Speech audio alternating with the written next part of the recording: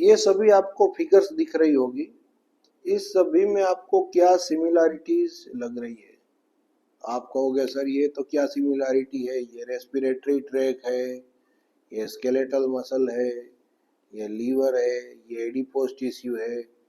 इन दोनों में एक सिमिलरिटी है कि ये मेटाबॉलिक ऑर्गन है, ये there is a leg. Now the similarity in these is on all these organs the beta 2 receptors are present. Okay, beta 2 receptors are present. And what will happen? What will happen that whenever there is a stimulation of the beta 2 receptor on this respiratory tract, there will be a smooth muscle relaxation, so bronchodilation.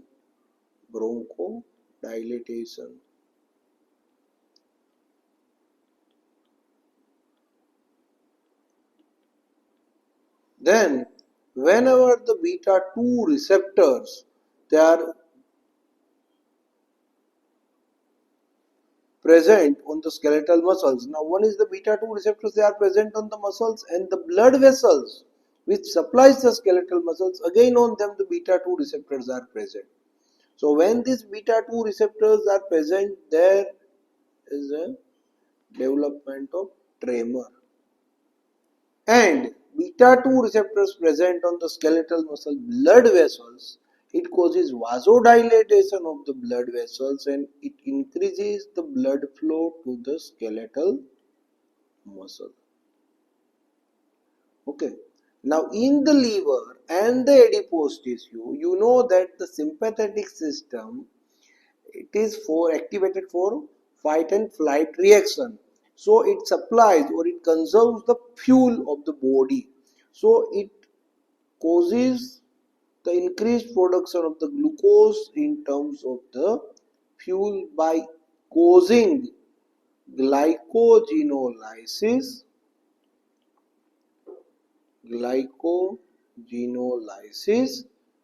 lipolysis and gluconeogenesis. Okay, so the primary purpose is through gluconeogenesis, it increases the glucose level. Okay, and same way on the vessels of the peripheral organs, like in the feet, the blood vessels supplying this, they also contains the beta 2 receptors, and when these receptors are stimulated, there is a vasodilatation.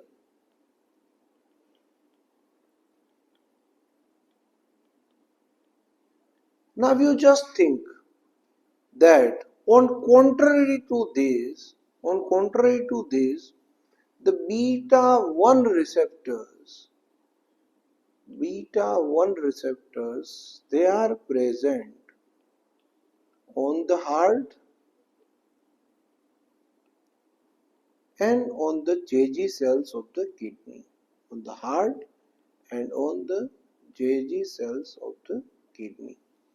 Okay, and in the JG cells it causes increased renin release, and when they are stimulated on the heart, okay, it increases all the activity of the heart, increase force of contraction, increase heart rate, increase conduction. Okay, so now I will not go into the detail, but it is very clear that there are different therapeutic uses of the beta blockers. Okay, and for all the cardiac uses, from this explanation, it is very clear that for all the cardiac uses, we want to block only this beta 1 receptor.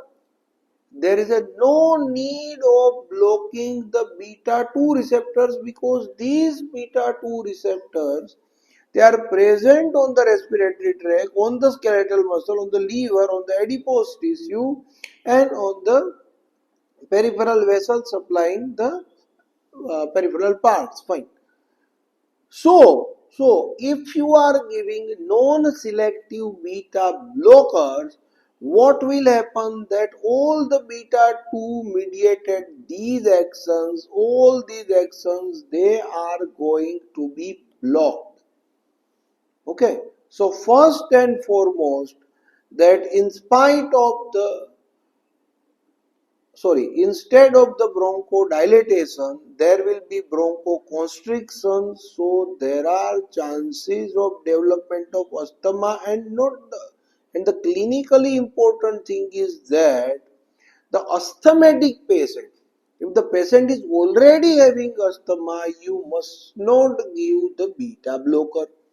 Second is that, which is also very important, that as I have told you, the sympathetic system prepare the body for fight and flight. So all these reactions, glycogenolysis, lipolysis, they are blocked. So whenever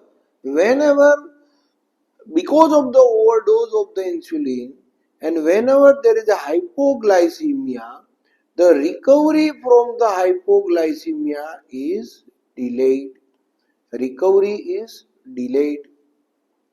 That is one.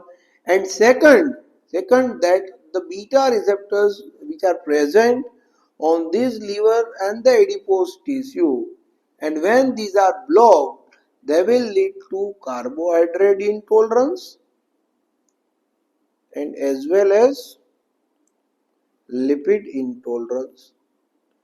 When they are broke, this will lead to, this is also going to be hampered, and otherwise I just write intolerance. Okay, so this is another problem. Now you all have heard about the peripheral vascular diseases. Now when the patient is already having peripheral vascular diseases like the Raynaud's disease, Burgess disease, now in that case, if you block the beta 2 mediated vasodilatation, so it will causes worsening of the PVD. Okay. So when you block the beta 2 receptors in addition to the beta 1, what will be the consequences? There is a worsening of the asthma, that is one. Second, as the blood supply to the skeletal muscle is beta 2 mediated, so the exercise capacity is reduces. That is second one. Then there is a delayed recovery from the hypoglycemia, carbohydrate intolerance, lipid intolerance, worsening of the peripheral vascular disease. And because of this, to avoid all these limitations, cardioselective beta blockers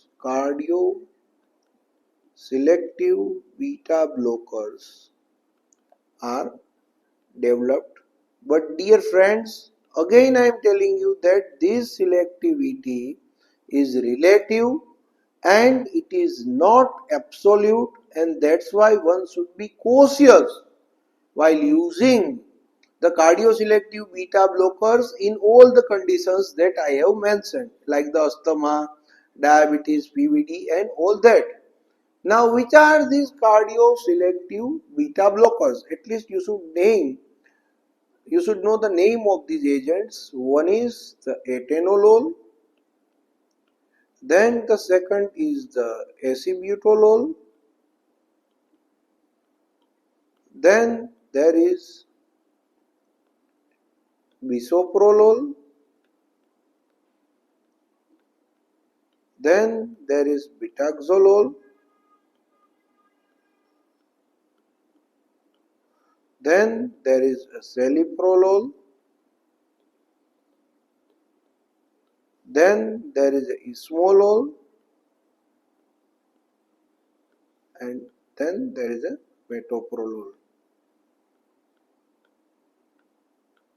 You can remember this name by whichever the method you know, but one of the method that I developed is these two agents that starts with the A, atenolol and acebutolol. This betaxolol and bisoprolol starts with the B, A, B, then for C, celiprolol, D, nothing, E, ismolol, and one is the M.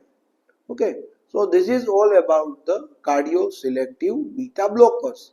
Now one thing, the last thing is that all these are advantages of the cardioselective beta blocker, but is there any limitation? Yes, there is only one limitation. I have told you that the beta 2 receptors, they supply the blood flow, and second is the beta 2 receptors, they are present on the skeletal muscles, and because of their stimulation is responsible for the tremors.